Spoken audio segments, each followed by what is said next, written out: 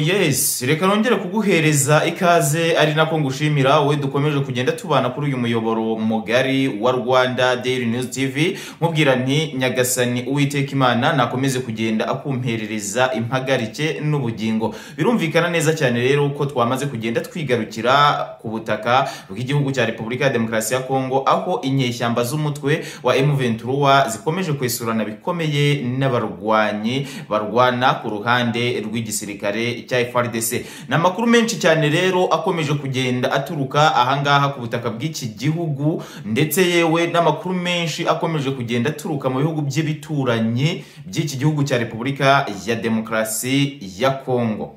Reka mubwire ngo kwikubitiro mwabantu mwe ndabanza nkujyane Uvira. Mubwire ko Uvira ibintu bikomeje kugenda bicika, inyeshyamba z'umutwe wa M23 zikomeje kugenda zirwana umukutano ngo zirebe ko zana kwigarurira iyi Uvira. Ariko kandi turerekeza Igoma. Abarwanyi barwana ku ruhande rwa FARDC ahangaha Igoma nabo bakomeje kugenda babica bigacika bavuga ko bakeneye iyi Goma. Bakomeje kugenda bagaba ibitero Igoma kunyeshyamba z'umutwe wa M23. Ibi nabyo ndabikubwira ku buryo burambuye. Nindangiza kukubwira ibi ngibi ku buryo burambuye, turerekeza ku mupaka wa Kamanyura. Ahangaha rwose ho hakomeje kunyura abantu benshi cyane bataha.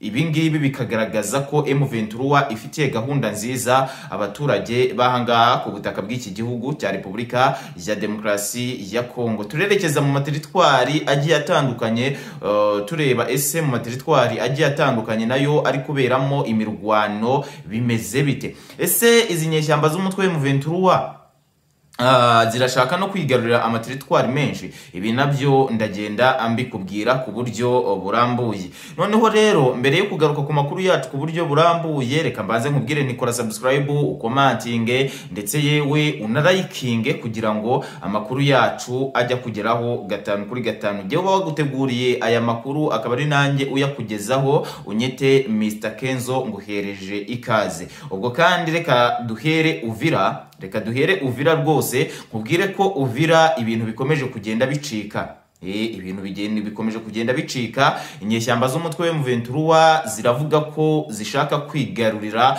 n'aka gace ka Uvira. Ariko kandi abarwanyi ba FARDC ndetse n'abarundi cyane ahangaha Uvira haherereye abarundi ndetse n'abawazalendo bakavuga ko nta gahunda bafite yo kurekura Uvira. Ni mu gihe kandi umutwe w'inyeshyamba za M23 zo zivuga ko nta kintu na kimwe gishobora kuzitambika mu gihe zishaka gufata iyi Uvira. Ni imirwano rero ikomeye cyane ikomeje kugenda ihuza abarwanyi ba M23 ndetse n'inyeshyamba inyeshyamba z'umutwe wa M23 ndetse n'abasirikare barwana ku ruhande rw'igisirikare cya leta ya Kinshasa. Ahangaha Uvira rero reka tuhave ku buryo bukomeye cyane, ahubwo twigerere ahantu bita tuvuge ku gihugu cy'u Rwanda. Igihugu cy'u Rwanda cyamaze kugaragaza ko ibihano bikomeje kugenda bifatirwa abayobozi b'u Rwanda ndetse n'ibihano bikomeje kugenda bifatwa ku gihugu cy'u Rwanda nta kintu na kimwe bishobora gukemura, nta kibazo na kimwe bishobora gukemura kijyanye n'ibiri kubera ahangaha ku butaka bw'iki gihugu cya Repubulika ya Demokarasi ya Kongo. Perezida Paul Kagame we ubwe yavuze ko nta kintu na kimwe gishobora guhagarika intambara, ngo nukubera ko abarwanye abayobozi benshi b'ibihugu bikomeye bakomeje kugenda bafatira ibihano igihugu cy'u Rwanda.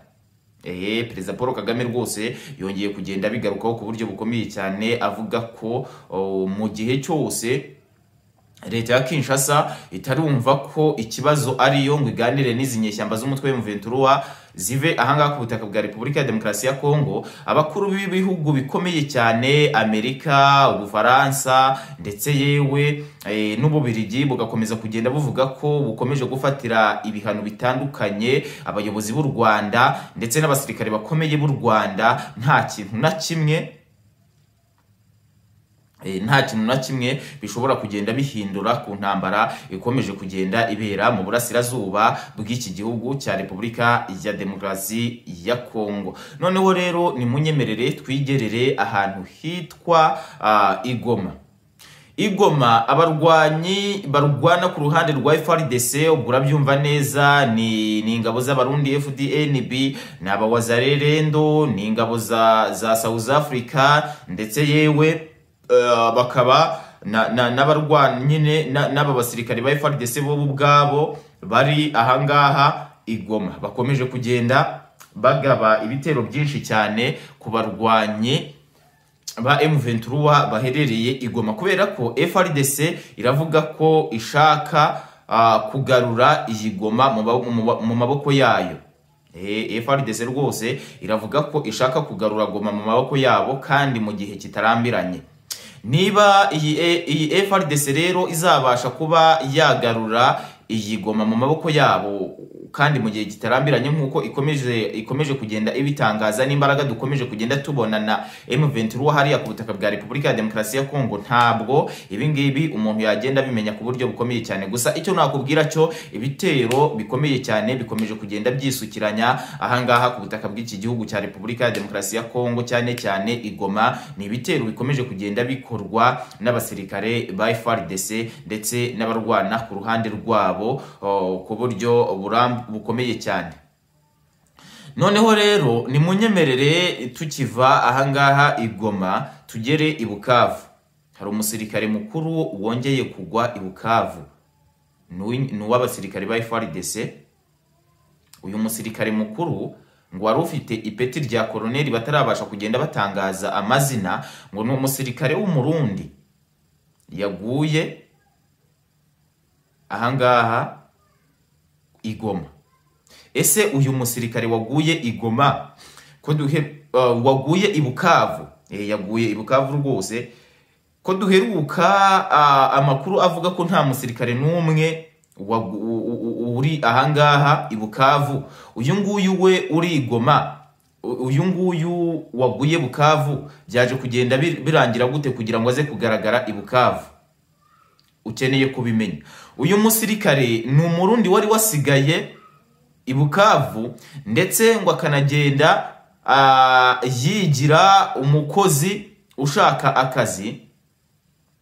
Ngo byaje kurangira rero igisirikare cya M23 kimuvumbuye ku buryo bukomeye cyane, kiza kumenya ko yari umusirikare. Ntibyamugendekeye neza rero, yahise yitwa ku buryo bukomeye cyane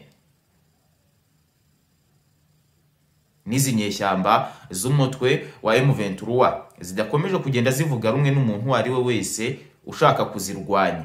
Ahubwo hari ikintu nabonye ku munsi w'ejo cyahoze gicaracara kivuga ko inyeshyamba z'umutwe wa M23 zikomeje kugenda zinjiza abasirikare benshi ba FARDC bavuye mu barwanyi ba FARDC. Abasirikare rwose banakomeye nta wuhushye nabonaga urimo, kuko wari ufite ipeti ritoya, yari ari ku ipeti rya koloneli, abandi bari abasirikare rwose b'amapeti agiye azamuka.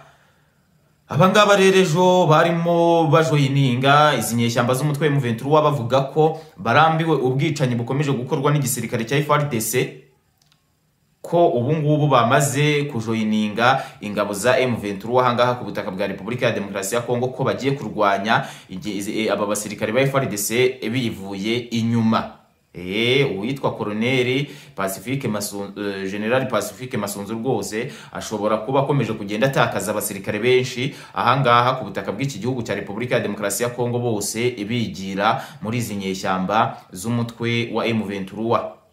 Izi nyeshyamba z'umutwe wa M23 ahangaha ku butaka bwa Repubulika ya Demokarasi ya Kongo zikomeje gukora icyo bita kukameza rwose, haba mu kwigarurira ibice byinshi cyane, haba ndetse yewe no kuba zikomeje kugenda zivuga ko nta gahunda zifite yo kuganira n'inyeshyamba n'abarwanyi ba FARDC.